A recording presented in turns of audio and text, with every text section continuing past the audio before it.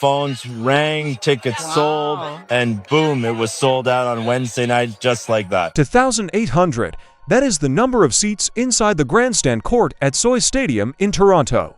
By every standard scheduling logic on the WTA Tour. This was the court where Alexandra Eala's second-round match at the 2026 National Bank Open was supposed to be played. 2,800 is a huge venue. But this week, it was the wrong venue. Because when Eala's name appeared on the order of play for Wednesday night, the tournament checked its ticketing dashboard and discovered something the tour's data model had never quite prepared for. Kamusta tayo ngayon, Toronto? The 21-year-old, ranked 20th in the world, had, according to the tournament's own director, sold somewhere around 5,000 tickets on her draw alone. Our stadium is 10,077 seats. That is nearly double the grandstand's capacity.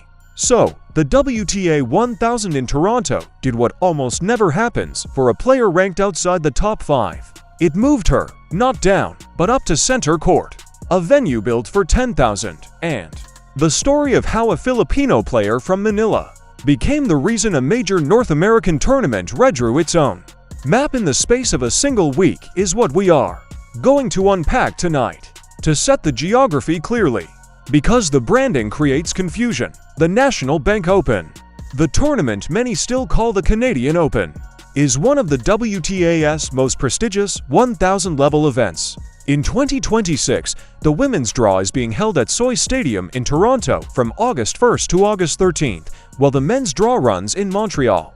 Eala arrived in Toronto ranked at a career-high world number 20 in the PIF WTA rankings. Released on August 4th, the first player from the Philippines ever to reach the top 20, she arrived 5 days after winning her maiden WTA singles title at the Mubadala DC Open in Washington, where she defeated world number 3 Jessica Pegula for 2-6, 6-4, 6-0 in the final.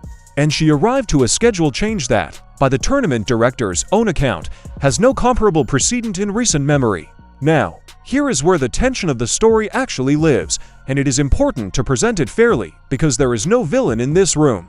Tennis Canada did not doubt Eala.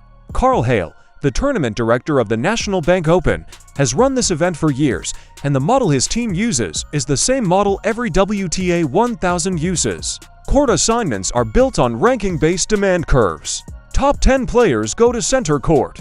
Big names in the second tier of the draw fill the show courts. Players ranked in the 20s, particularly early in the tournament, get slotted to secondary courts like the grandstand, which at 2,800 seats is not a small venue by any tour standard. That system is not hostile.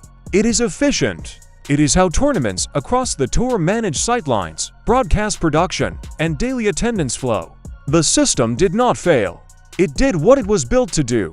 What the system does not have, what no scheduling algorithm on the WTA calendar currently has, is a variable for diaspora density. It does not know how many Filipino Canadians live in the Greater Toronto Area, or how many of them refreshed the ticketing page the moment Eala's night session was announced. And so when Hale spoke to Tennis Channel this week, his line was not defensive. It was almost puzzled. Our grandstand court is 2,800 seats, he said. We can't put her on there because she probably sold upwards of 5,000 tickets. That word probably is doing a lot of work. It is the sound of a tournament director looking at a number he was not expecting. Let us take the numbers first because the numbers are the cleanest part of this story. The gap between the grandstand's capacity and the estimated demand tied to Eala's match was not marginal. If Hale's estimate is accurate, and he was careful to hedge it, then the demand exceeded the smaller court's total capacity by somewhere around 80%. That is not an overspill you accommodate with better queuing. That is a court reassignment. And it becomes more striking when you look at how quickly the demand materialized. According to CBC News, when the night session featuring Eala's second-round match was announced, tickets sold out inside 30 minutes. 30 minutes is not the behavior of a passing audience.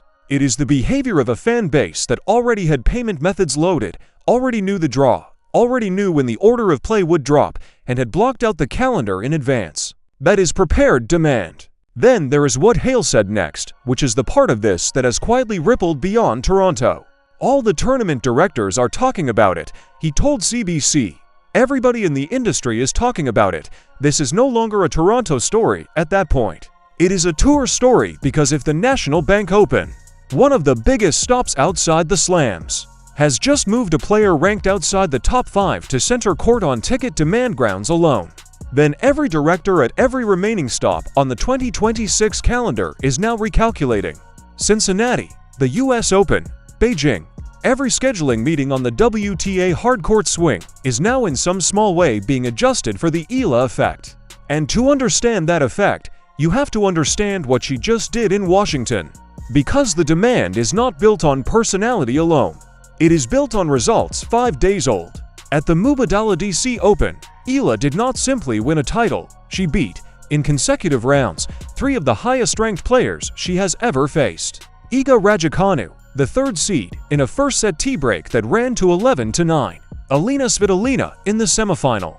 And then in a rain-delayed final that finished on Monday morning. World number 3 Jessica Pegula dropped the first set. She then won the next 12 of 14 games. The final scoreline for 2-6, 6-4, 6-0 is what a player looks like when the level rises rather than breaks under pressure. That performance moved her from just outside the top 30 to a career-high world number 20, made her the first Filipino ever to enter that bracket, and pushed her career prize money past the $1.5 million mark. This is the resume the Toronto ticket demand is responding to.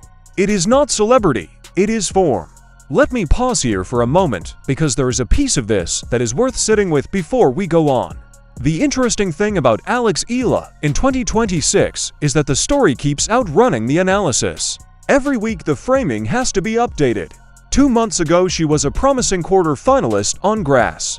5 days ago she was a first-time WTA champion. Today she is the reason a WTA 1000 tournament rewrote its own show court schedule. That is not a hype cycle. That is a pace of change because the pattern extends across the calendar. Filipino fans lined the practice courts and outer show courts at the 2026 Australian Open in January. They filled the seats at Wimbledon in July when Eala pulled off her Swiatek upset. They were audible at the 2025 US Open when she became the first Filipino to win a Grand Slam main draw singles match. This is not a one-city phenomenon. This is a fan base that follows the tour. And in Toronto, the mechanism becomes visible in a way it has not been anywhere else because of who lives there. According to Statistics Canada's 2021 census, there are approximately 957,000 Filipino Canadians in Canada, the largest Asian ethnic group in the country, with roughly 270,000 of them concentrated in the Greater Toronto area alone. Statistics Canada has projected that the Filipino population in Canada could reach between 1.7 and 2.4 million by 2041. Toronto is not a neutral tennis market for Alex Eala. Toronto is arguably her second home crowd on the planet. The grandstand court, in retrospect, was never going to hold that. The authority voice here is not a commentator. It is the person whose actual job is to decide which court Alex plays on. Carl Hale runs the National Bank Open. He does not lightly move a second-round match to the show court reserved for top 10 play. When he spoke to CBC News reporter Chris Reyes this week, he chose his words carefully. "We've never seen a player ranked outside the top 5 have this type of effect," he said. "I think her fans were specifically waiting to see when she played. Those 2 sentences deserve to be read slowly. They are not marketing. They are a scheduler admitting his model has met a variable it does not measure." Andy Roddick on his podcast framed it from the American side with characteristic bluntness. Eala mania is fun. When you have watch parties in arenas around your country for a 4th-round match, I'm in. Roddick's line is worth noting because the industry, as Hale suggested, is now on record. This is not being described as a novelty. It is being described as an effect. The stakes of what that effect means are larger than one match. The WTA has spent the past several seasons openly searching for star power in the vacuum left by the retirement of players like Serena Williams. It has invested in production, in broadcast innovation, in narrative marketing. What it has not been able to manufacture is a player from a market previously unrepresented at the top of the sport whose diaspora is dense enough in the tour's biggest cities to change ticket demand curves. That is what Eala is providing right now. And it arrives at a specific moment in tennis history. The top of the women's game has been concentrated for years in a handful of countries: the United States, Poland, Spain, Belarus, and the Czech Republic. Asia has produced few players inside the top 20 in the last decade. Eala at number 20 is not a symbolic entry.